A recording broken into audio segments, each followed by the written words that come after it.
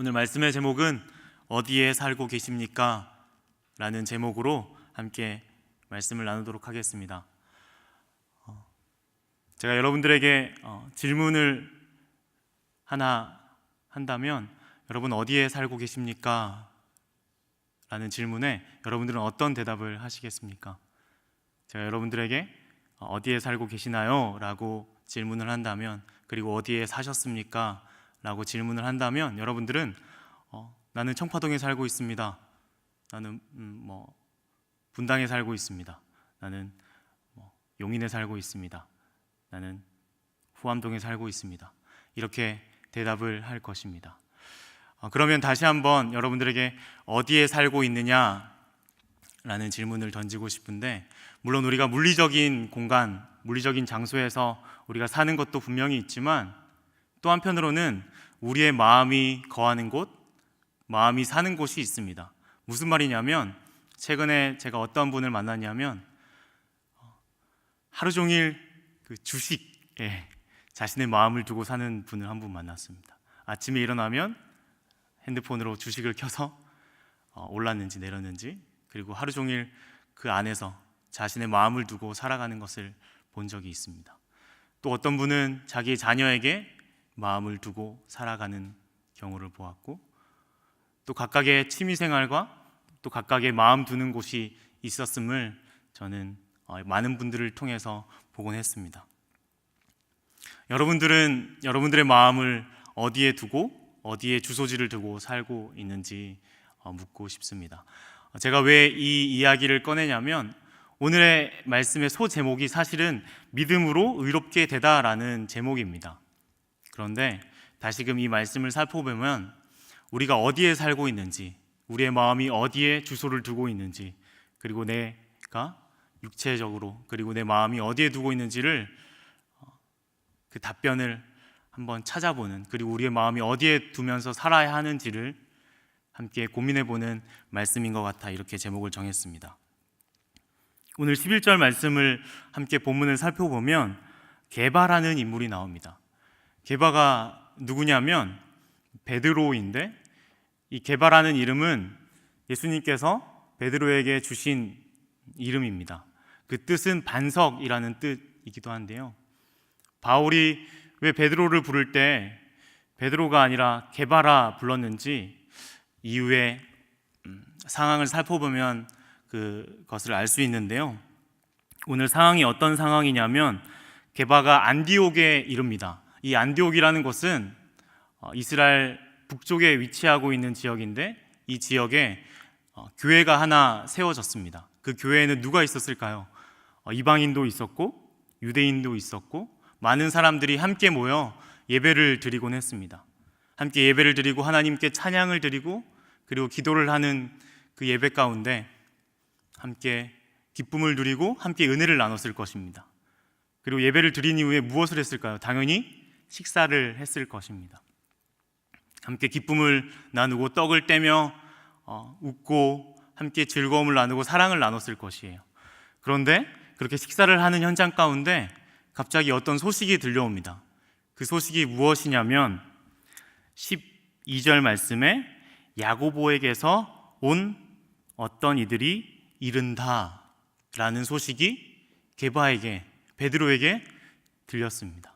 그러자 게바가 어떻게 행동을 하냐면 갑자기 얼굴이 사색이 되어서는 그 자리를 식사하는 도중에 떠나게 됩니다. 이 모습을 누가 보았을까요? 이 모습을 바울이 보았습니다. 그리고 나서는 베드로를 책망하려고 합니다. 식사를 하는 가운데 무슨 일이 있어서 나갔을 수도 있는데, 베드로가 그 나간 현장을 보면서 바울은 책망하기로 마음을 먹습니다. 그 이유가 무엇인지 좀 살펴보고자 하는데, 여기서 12절 말씀에 보니 이방인들과 함께 먹다가 그들이 오매 그가 누구를 두려워하였다라고 이야기하냐면 할례자들을 두려워하였다라고 이야기합니다. 할례가 무엇이냐면, 우리 함께 말씀을 좀 살펴보고 싶은데요, 말씀 창세기 17장 13절 말씀입니다. 우리 같이 한번 읽어보도록 하겠습니다. 시작. 너희 집에서 난 자든지 너희 돈으로 산 자든지 할례를 받아야 하리니 이 내 언약이 너희 살에 있어 영원한 언약이 되려니와. 14절 말씀도 함께 읽도록 하겠습니다. 할례를 받지 아니한 남자 곧 그 포피를 베지 아니하는 자는 백성 중에서 끊어지리니 그가 내 언약을 배반하였음이니라. 이 말이 무슨 말이냐면, 할례를 받는다는 것은 하나님의 택한 백성으로 인정된다. 하나님 앞에 구원받은 백성으로 그 구원받은 백성의 테두리 안으로 들어오는 것을 의미하는 것입니다. 그런데 그 테두리에 들어온, 하나님의 택한 백성으로 들어온 그룹에 있는 사람들이 절대로 해서는 안 되는 것이 있는데, 그것이 무엇이냐면 사도행전 10장 28절 말씀에 보면 그 이유가 나와 있는데요, 같이 한번 읽어보도록 하겠습니다. 시작.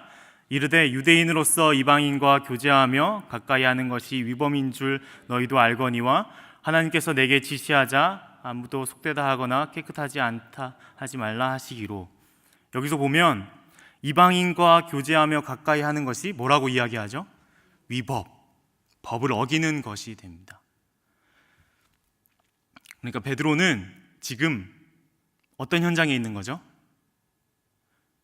야고보가 보낸 그 예수님을 믿는 유대인들이 보기에는 위법을 범하고 있는 것입니다.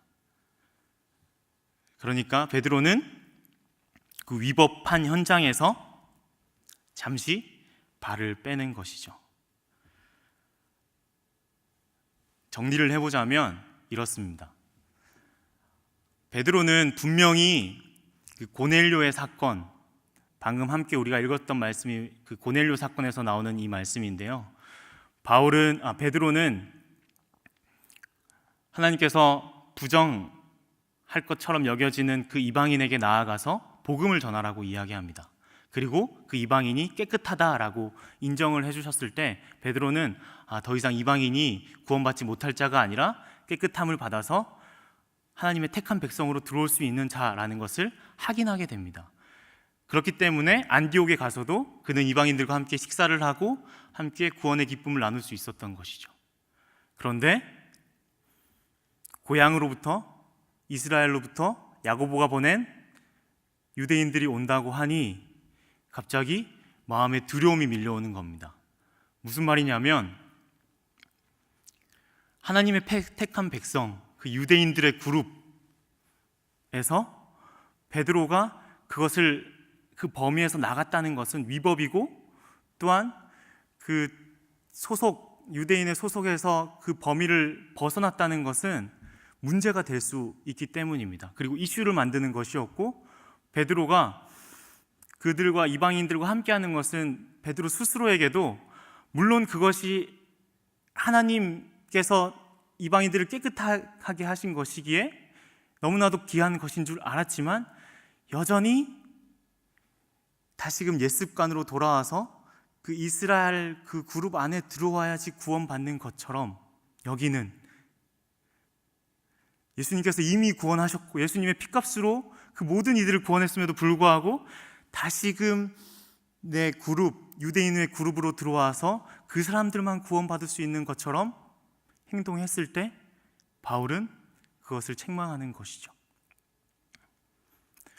그러면서 책망하는 것이 무엇이냐면, 어떻게 너도 할 수 없는 그 유대인의 일들을 이방인들에게 멍에로 매게 하겠느냐라고 이야기를 합니다. 그러면서 그 책망의 내용으로 15절 말씀을 우리가 볼 수 있는데요, 함께 읽어보도록 하겠습니다. 시작. 우리는 본래 유대인이요 이방 죄인이 아니로되. 이 말은 베드로를 비꼬고 있는 장면입니다. 무슨 말이냐면, 이방인들 죄인 맞다. 그럼 여기 앞에 말씀에 본래 유대인이요 라고 하는 것은 무엇이죠? 본래 유대인, 선한 유대인, 유대인들은 구원받을 수 있는 백성이라고 생각하는 그 유대인의 그룹에서 생각하고 있는 그 생각들, 원래 그랬다. 하지만 본래 유대인이라고 해서, 그 유대인의 그룹에 있다고 해서 구원받는 것이냐? 그렇지 않다. 그럼 이방인들은 그 그룹 밖에 있다고 해서 구원받지 못하는 것이냐? 그렇지도 않다. 너희들 동일하게 죄인이고 하나님 앞에서 어떠한 것도 너희가 그 그룹에 속했다고 해서, 너희가 그 율법 안에 있다고 해서 구원받는 것도 아니고, 그 이방인이 율법 밖에 있다고 해서 구원받지 못하는 것도 아니라, 너희들은 모두 죄 아래에 있는 구원받지 못할 자들이다. 그런데 베드로, 너 게바, 반석이라고 말한 그 게바가, 그 반석이 흔들리고 있는 거예요. 유대인, 이방인들도 구원받을 수 있는 것 같은데 그건 아닌 것 같고, 다시 유대인의 그룹으로 들어와야지 구원을 받는 것처럼 여기면서 왔다리 갔다리 하는, 갈팡질팡하는, 그 이름이 반석인데 그 반석이 막 왔다 갔다 하고 있으니 바울은 그 게바를 향하여서 책망을 하고 있는 것이죠. 만약에 바울이 이 현장 가운데 와서 저에게 한마디를 했다면 이렇게 이야기했을 수도 있을 것 같아요. 너가 목회를 한다고 해서 구원받을 수 있을 것 같으냐?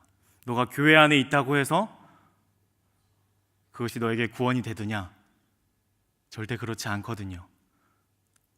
내가 그 안에 있다고 해서 구원을 받는 것이 아니라, 내가 이미 구원받았다라고 하는 그 생각 가운데 있다고 해서 구원받는 것이 아니라, 너의 삶이 예수 그리스도를 믿음으로 인하여 구원을 받는다라고 다시금 바울은 이야기하고 있는 것입니다.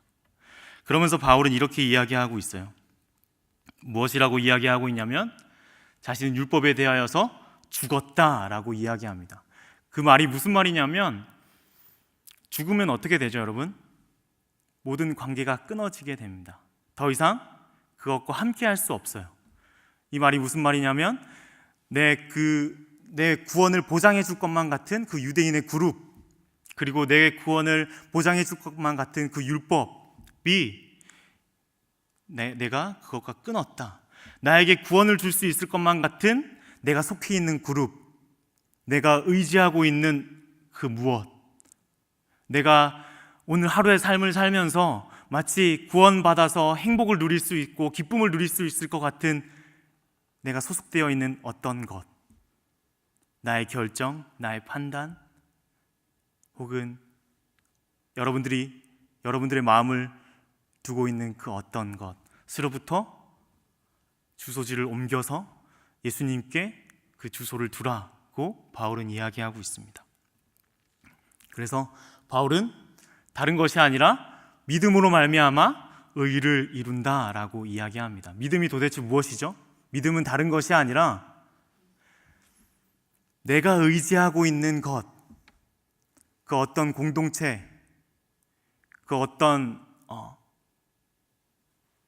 것들에 내가 그것에 목매이는 것이 아니라, 그것을 신뢰하는 것이 아니라 오로지 예수 그리스도 한 분만을 의지하고 신뢰하고 내 모든 결정과 내 모든 판단을 예수님께 맡기는 것, 그렇게 사는 것이 믿음으로 사는 것이다. 그렇게 살아갈 때 의를 이룬다라고 이야기하는데, 그 의는 다른 것이 아니라 정당성을 확보하는 것이거든요. 결국에 그 영원을 누리는 그 인생을 살아가는 하나님 앞에 그 심판대에 섰을 때, 하나님, 내가 다른 것에 의지하지 아니하고, 내가 율법에 의지하지 아니하고, 내가 속해 있는 그룹에 마치 구원을 받을 수 있는 것 같은 그 그룹에 속하지 아니하고, 내가 온전히 예수님 안에 거했습니다 라고 하는 그 정당성을 확보하는 것, 그것이 믿음으로 의를 이루는 것입니다. 어쩌면 굉장히 뻔한 이야기일 수 있을 것 같아요. 마치 다른 것에 의지하지 아니하고 예수님께 의지하고 예수님께 나의 소망을 두고 예수님을 믿는 것, 그것이 당연한 것이지 라고 우리는 뻔하게 이야기하고 뻔하게 생각할 수 있지만, 다시금 오늘 기도의 자리에서 한번 생각해 보았으면 좋겠습니다.